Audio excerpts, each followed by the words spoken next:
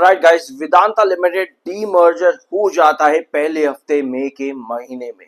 अब डीमर्जर के बाद आप व्यूअर्स के कई सारे सवाल हैं कि भाई अभी तक डीमैट अकाउंट में हमारे पास शेयर्स नहीं आए। डीमर्ज के बाद में 1:5 का रेशियो जो आपका स्प्लिट यहाँ पर हुआ है, जो अलग अलग शेयर्स मुझको मिले हैं, जो भी एंटिटीज कंपनी की यहाँ पर बनी है, उनके शेयर्स अभी तक मेरे डीमैट अकाउंट में फ्लक्चुएट नहीं हो रहे हैं। मुझे प्राइसेस फ्लक्चुएट होते नजर नहीं आ रहे हैं। ऐसा क्यों है? इसके पीछे रीजन ये है कि कंपनी ने यहां पर अनाउंस किया 7 मई शेयर्स क्रेडिट की डेट। ठीक है, आज है 9 मई, यानी मार्केट आज के दिन क्लोज है। 7 मई कंपनी ने सिर्फ और सिर्फ यही अनाउंस किया कि आपके सीडीएसएल अकाउंट्स के अंदर, according to notification send by CDSL, आपके डीमैट अकाउंट्स के अंदर जो है ये शेयर्स क्रेडिट कर दिए गए हैं। यानी अगर आप एलिजिबल शेयर होल्डर थे तो आपके पास ये शेयर्स आ चुके हैं, लेकिन अगर आपको विजिबल नहीं हो रहे हैं तो उसके पीछे का रीजन ये है कि अभी ये शेयर्स जो हैं फ्रोजन स्टेट में हैं। अभी आप इनको ट्रेड नहीं कर सकते। रीजन ये है क्योंकि अभी जो शेयर्स आपको मिले हैं, अगर आप इस डीमर्जर के शेयर्स के लिए यानी नई कंपनीज के लिस्टिंग के लिए एलिजिबल हो, तो अभी ये कंपनीज मार्केट में लिस्ट नहीं हुई है। लेकिन डीमर्जर के बाद यूजुअली जब कोई कंपनी अपने एक बिजनेस को अलग अलग बिजनेसेस के अंदर सेपरेट करती है यानी मार्केट में लिस्ट करती है, तब आपके पास अकाउंट्स में जो है शेयर्स कई बार आ जाते हैं, बट वो आपको विजिबल नहीं होते क्योंकि वो एंटिटीज मार्केट में भी लिस्टेड नहीं है। बट जब लिस्टेड होगी तब आपको वो शेयर्स विजिबल होंगे, तब वो ट्रेड भी करते देखने को मिलेंगे। अभी लिस्टिंग्स की डेट कंपनी ने शायद अनाउंस नहीं करी है, बट मोस्ट प्रोबेबली मई के आखिरी हफ्ते में हो सकता है आपको ये शेयर्स, यहाँ पर ये कंपनीज जो नई एंटिटीज बनी है, वो मार्केट में लिस्ट होती देखने को मिले, और साथ में उनके ट्रेड्स भी, उनके स्टॉक्स भी आपको मार्केट में फ्लक्चुएट होते देखने को मिल जाए। ठीक है, अब बड़ा सवाल आता है, भैया वेदांता लिमिटेड अब किस लेवल पर काम करेगा? अगर आप लोगों का सवाल ये है, आप डीमर्जर के लिए एलिजिबल नहीं थे, आपके पास शेयर्स नहीं आएंगे। अगर आप नहीं थे तो आपने पर्टिकुलर रिकॉर्ड डेट से पहले अगर इन्वेस्टमेंट्स नहीं किए तो आपके पास नहीं आएंगे। और अगर आपके पास सब सवाल है कि भाई वेदांता लिमिटेड चलो अलग अलग बिजनेसेस के अंदर अब जा चुका है, अब कौन सा सेगमेंट वेदांता में से अच्छा था जिसमें मैं इन्वेस्ट कर सकता हूं, सो उसके लिए मेरे चैनल पर एक वीडियो ऑलरेडी अवेलेबल है कि कौन कौन सी एंटिटीज वेदांता में ज्यादा बढ़िया बिजनेस ग्रो करती हैं। तो आप चाहो तो जाकर के वो वीडियो देख सकते हो। अब आते हैं यहाँ वेदांता लिमिटेड में। वेदांता लिमिटेड में जो है क्या की स्टेक्स यहाँ पर देखने को मिलते हैं। Hindustan zinc limited along with international zinc operations, copper, nickel and ferroalloys businesses, ये कंपनी ने यहाँ पर एंटिटीज के बारे में बता दिया है जो वेदांता लिमिटेड रिटेन कर रहा है।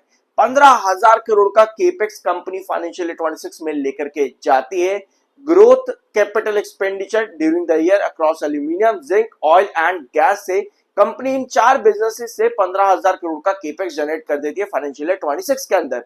अब इसके बाद में कंपनी का जो मेजर फोकस है वो आपको जिंक पर देखने को मिलता है। अब market experts brokerage firm city यहां पर क्या कहता है वेदांता लिमिटेड को लेकर के? वेदांता लिमिटेड के बिजनेस को लेकर के ये पॉजिटिव थे पहले। ठीक है, इनका मानना था कि कंपनी का एल्यूमिनियम बिजनेस जो है वहां पर अपसाइड पोटेंशियल देखने को मिल सकता है। डीमर्जर के बाद में इन्होंने 2 कंसर्न यहां पर रख दिए। इन्होंने डीमर्जर के बाद में वेदांता लिमिटेड के फाइनेंशियल सर्विसेज में 2 कंसर्न यहां पर मेंशन किए। पहला कंसर्न इनका आता है, international financial services firm highlighted that more than 90% of Vedanta Limited attributable EBITDA is now linked to Hindustan Zinc Limited and Zinc International। Vedanta limited का ज्यादातर EBITDA जो है वो हिंदुस्तान जिंक या फिर जिंक इंटरनेशनल से देखने को मिलता है।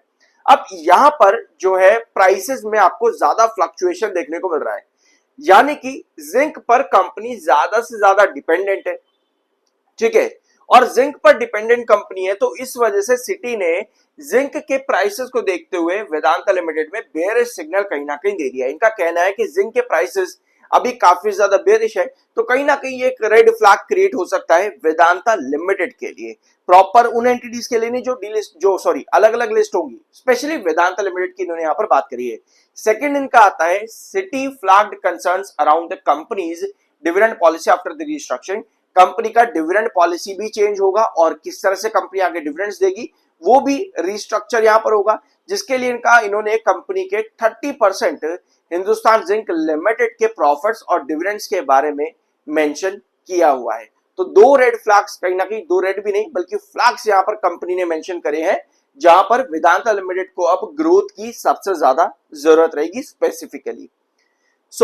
ये था आपका सिटी। इन्होंने कंपनी के फाइनेंशियल 27 एंड 28 के जिंक एंड सिल्वर प्राइसेस के एजम्पशंस भी दिए, जहां पर इनका कहना है कि जिंक और सिल्वर में फाइनेंशियल 27 $3100 और फाइनेंशियल 28 में $75 के आसपास देखने को मिल सकते हैं जिंक एंड आपके सिल्वर के प्राइसेस। ये कुछ था सिटी की तरफ से। टेक्निकली वेदांता लिमिटेड का आरएसआई इस समय बहुत ज्यादा बुलिश है, 21.6 का आरएसआई है, 65.1 का आपका एमएफआई है। अब आते हैं वेदांता लिमिटेड के चार्ट पर। ऑल्दो यहाँ पर ना कुछ भी पॉसिबिलिटी अभी निकाल पाना सिर्फ और सिर्फ 1 2 3 4 5 6 कैंडल्स के अंदर बहुत मुश्किल है, और ये इस समय ना करना भी बेवकूफी होगी कि यहां से अभी आपको तेजी मिलेगी या गिरावट मिलेगी। कंपनी ने जब डीमर्जर की यहाँ पर अपडेट्स दी, डीमर्जर आपका हुआ, उसके बाद में स्टॉक में लगभग 9% की रैली देखने को मिली। बट पिछले दो सेशन में 320 के आसपास के प्राइस से 320 के प्राइस से आपको करेक्शन देखने को मिली, और लास्ट सेशन 296 के पास आपकी क्लोजिंग आई है। ऑल्दो ये कैंडल्स आपको बेरिशनेस इंडिकेट करती हैं, ये सभी कैंडल्स आपको बेरिशनेस इंडिकेट करती है, लेकिन यहाँ पर अभी कुछ भी कहना कि यहाँ से एक बड़ा अपसाइड या बड़ी गिरावट या साइडवेज कंसोलिडेशन, ये बहुत ज्यादा मुश्किल है कह पाना, क्योंकि किसी भी कैंडल में कोई डायरेक्शन, स्पेशली पिछली दो कैंडल्स में कोई डायरेक्शन यहाँ पर नहीं आ रही है। बट अगर हम इसके प्राइस को देखेंगे पास्ट में जाकर के, 296 के पास क्लोजिंग आई आपकी लास्ट सेशन के अंदर, और अगर आप 296 का प्राइस देखते हो तो आप लोगों को थोड़ा थोड़ा चीजें एजम्पशन यहाँ पर होनी स्टार्ट हो जाती है। 296 आपका एक्चुअली एक इंपॉर्टेंट रिजेक्शन रहा है पहले, और फिर एक इंपॉर्टेंट कंसोलिडेटिंग बेस भी रहा है, यहां पर भी एक इंपॉर्टेंट कंसोलिडेटिंग बेस रहा है, और यहां आपको रिजेक्शन देखने को मिला है। 2021, 22 और 23 का ये चार्ट आपका है आपके वेदांता लिमिटेड का। अब 296 ये जो पूरी डॉटेड लाइन आप यहां पर देख रहे हो, ये पूरे प्राइस को बताती है कि इस प्राइस के पास आकर के क्या फ्लक्चुएशन देखने को मिला है वेदांता लिमिटेड में। और अगर हम यहां से एक एजम्पशन निकालेंगे तो आपको लगभग 270 के आसपास एक बेस नजर आएगा, जिस प्राइस पर आकर के स्टॉक में बार बार करेक्शन देखने को मिली है 296 से। और अगर हम ऊपर की तरफ रिजेक्शन निकाल करके चलेंगे तो लगभग आपको 320 के आसपास एक रिजेक्शन नजर आता है, यानी 270, 296 और 320, ये तीन इंपॉर्टेंट लेवल्स हमारे निकल करके आते हैं पास्ट पैटर्न्स के अकॉर्डिंग। बट स्टिल यहां पर आने वाली वीक्स में क्या होगा, क्योंकि कैंडल्स की अभी कोई डायरेक्शन यहां पर निकल नहीं रही है, तो वो समझ पाना भी यहां पर मुश्किल है।